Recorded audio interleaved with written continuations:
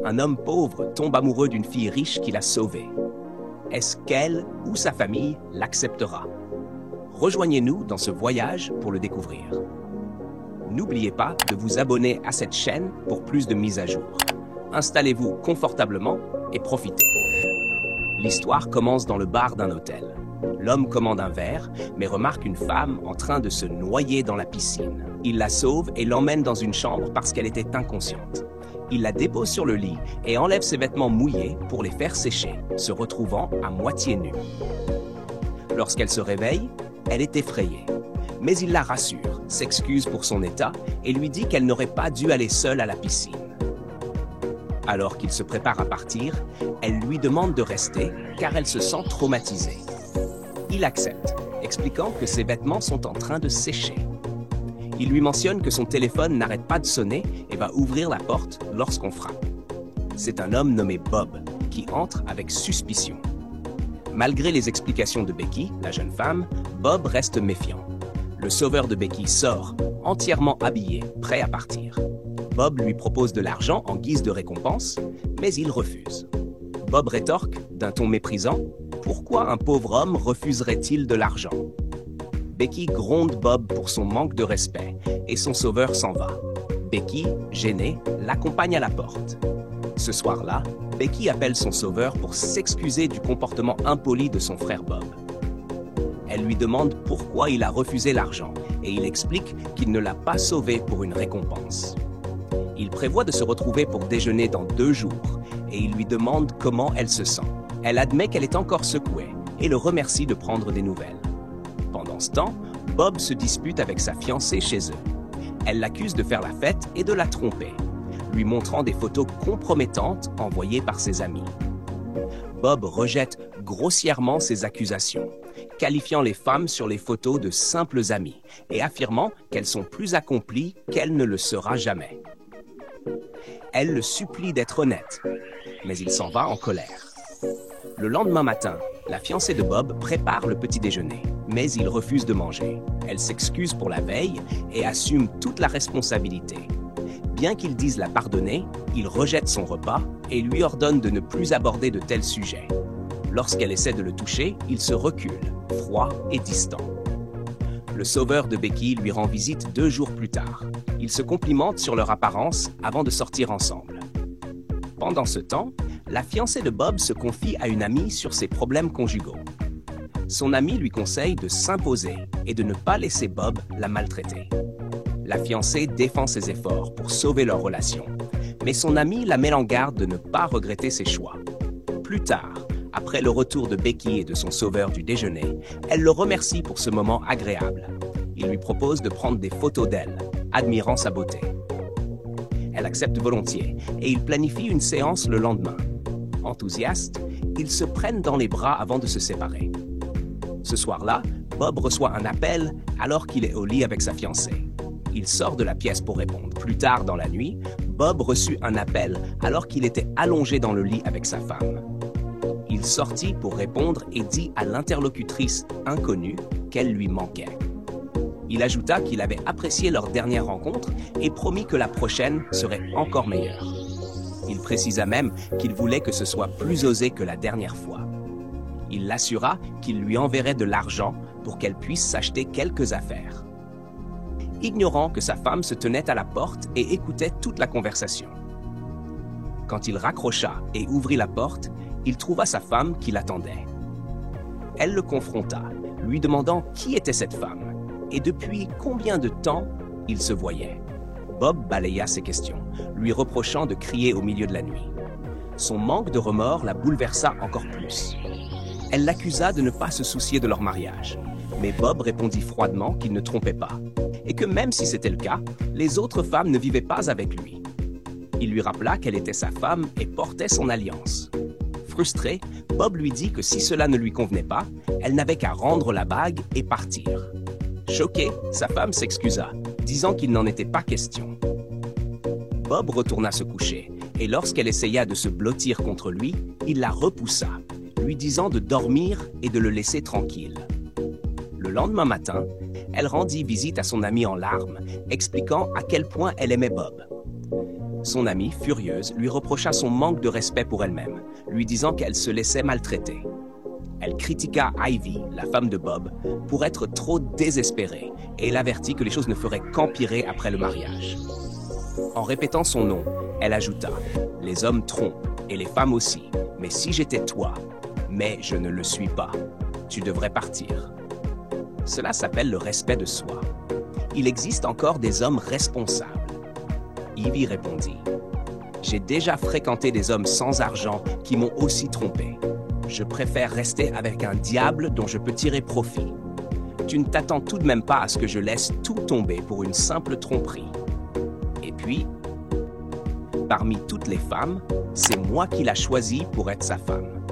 Je préfère me concentrer sur le fait qu'il va m'épouser et tout ce qu'il possède appartiendra à mes enfants et moi. Je m'en sortirai. » Le lendemain, le sauveur de Becky vint comme prévu pour prendre ses photos. Après une longue séance, Becky regarda les photos et fut émerveillée par leur beauté. Ils furent sur le point de s'embrasser, mais se ravisèrent, s'excusant mutuellement et se sentant gênés. Plus tard dans la journée, quelqu'un déposa un colis devant la porte de Becky. Elle le rentra et le débaya, découvrant une collection de jolis objets ainsi qu'une photo encadrée d'elle-même, prise par son sauveur. À l'intérieur se trouvait également une lettre exprimant ses sentiments pour elle. Submergée de joie, Becky l'appela et il vint chez elle. Quand elle ouvrit la porte, leurs regards se croisèrent et ils s'embrassèrent passionnément. Ils passèrent la soirée ensemble dans sa chambre. Le lendemain matin, Becky se réveilla, allongée sur son torse, avec un sourire heureux. Soudain, on frappa à la porte.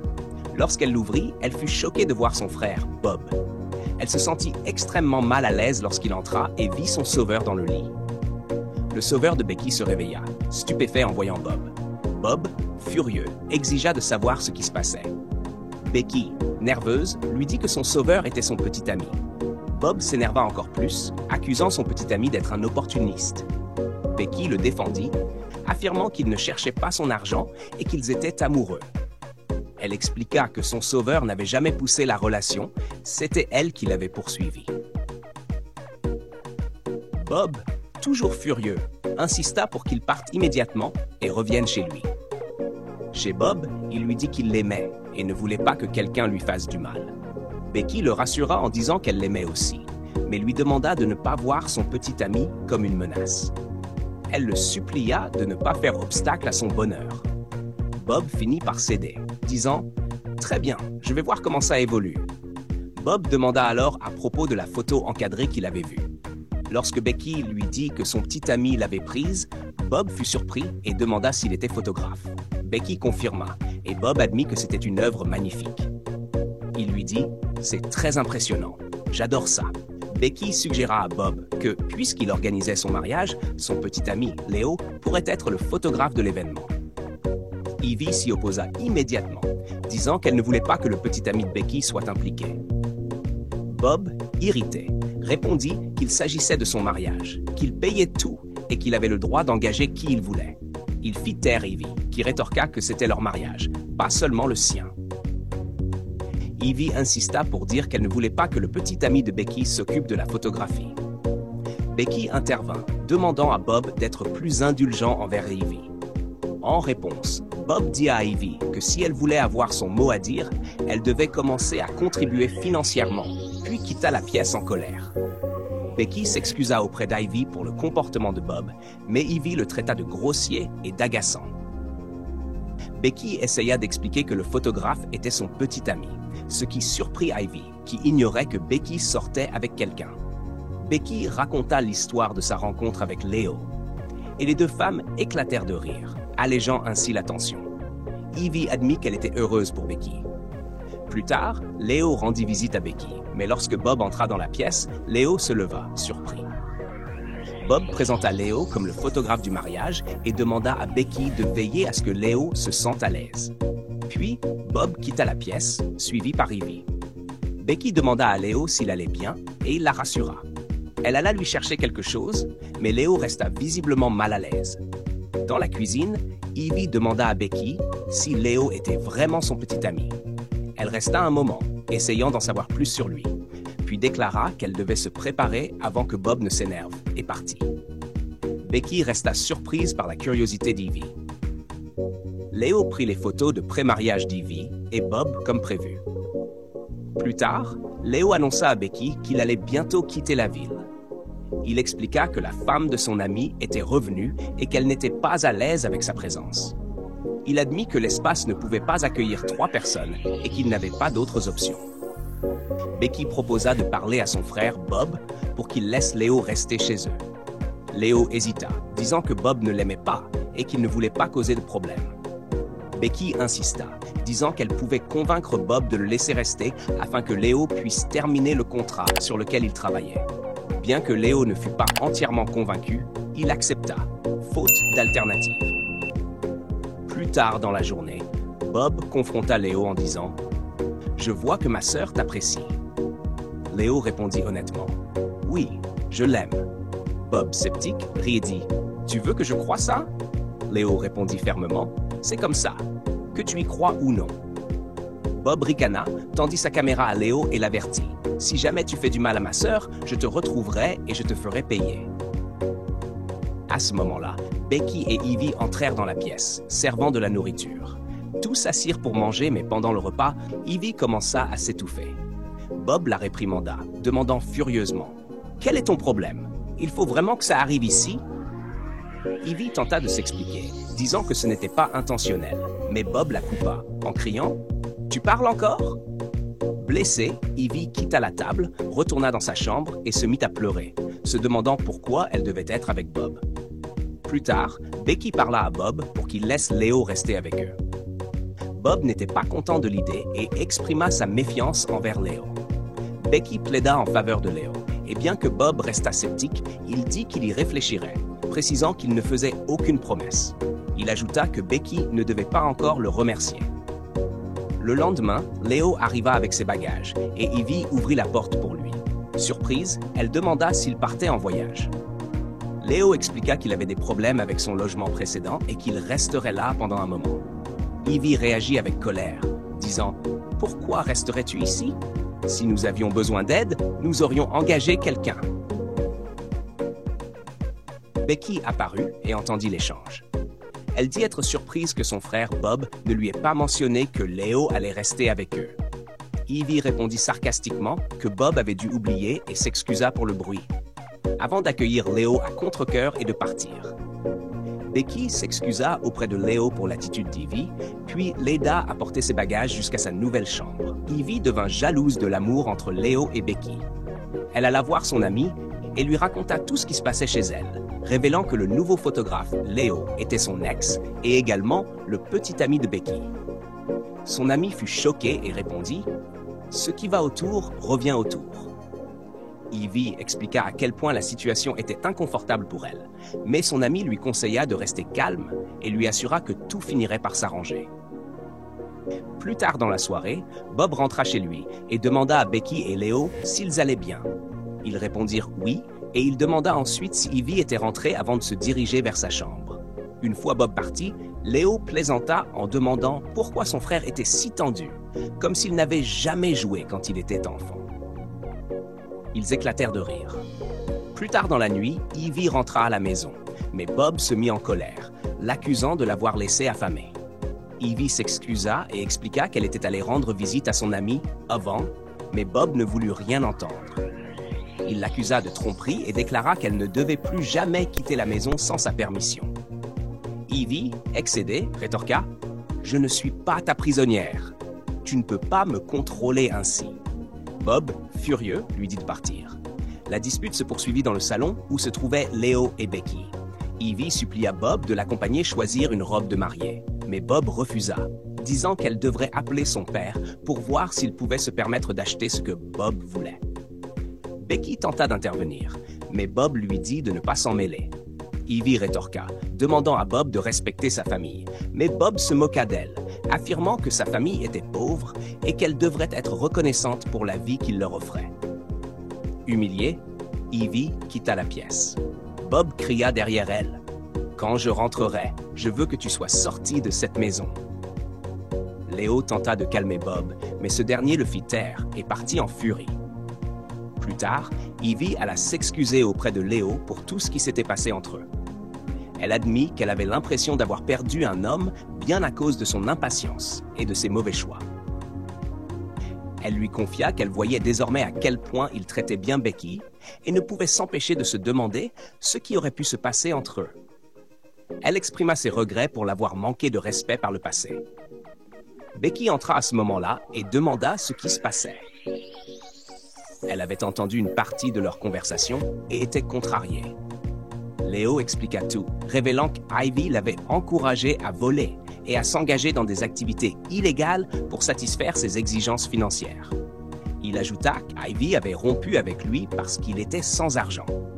Becky se sentit blessée que Leo ne lui ait pas parlé de cela plus tôt.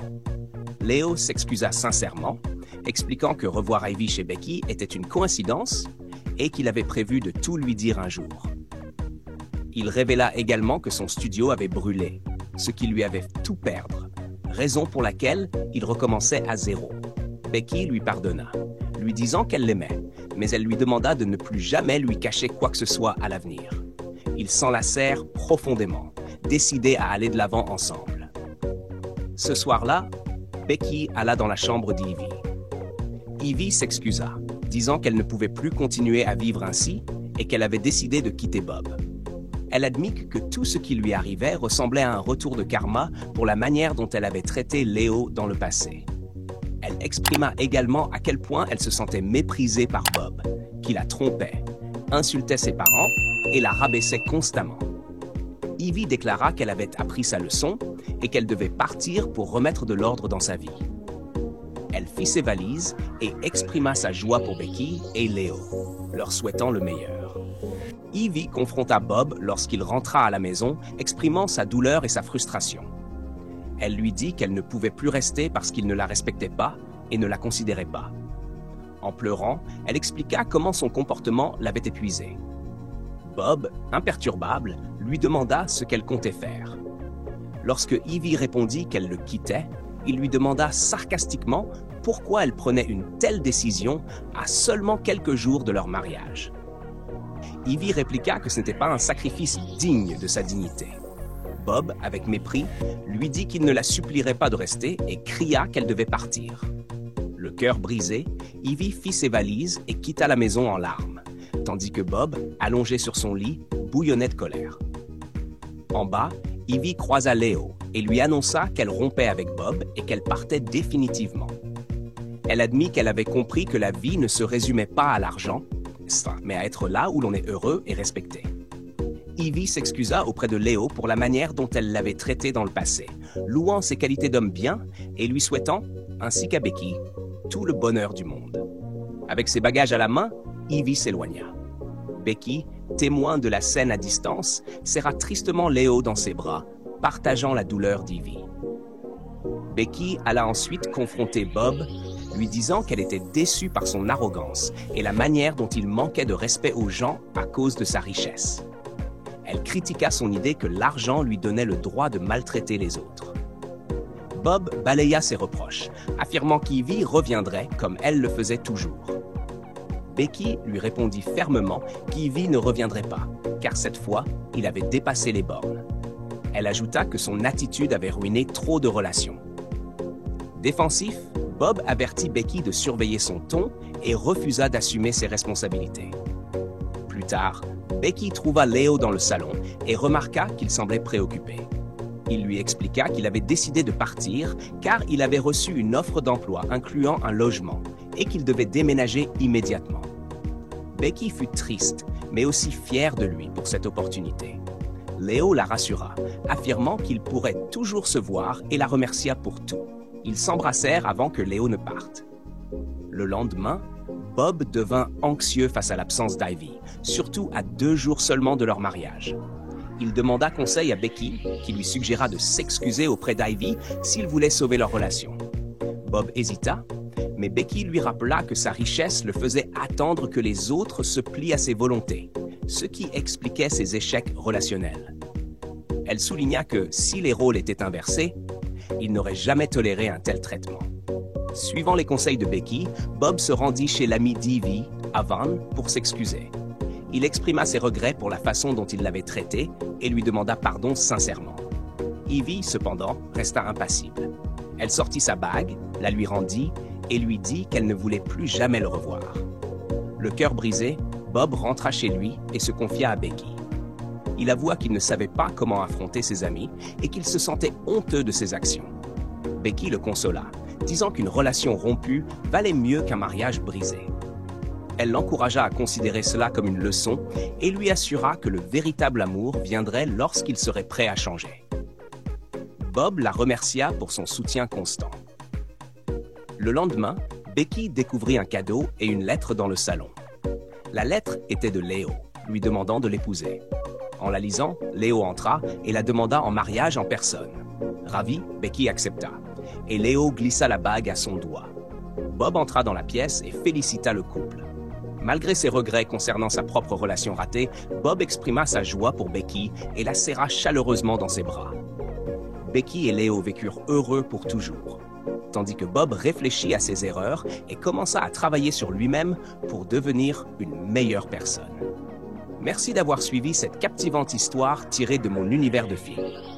N'oubliez pas de vous abonner pour d'autres récits fascinants. À bientôt dans le prochain film.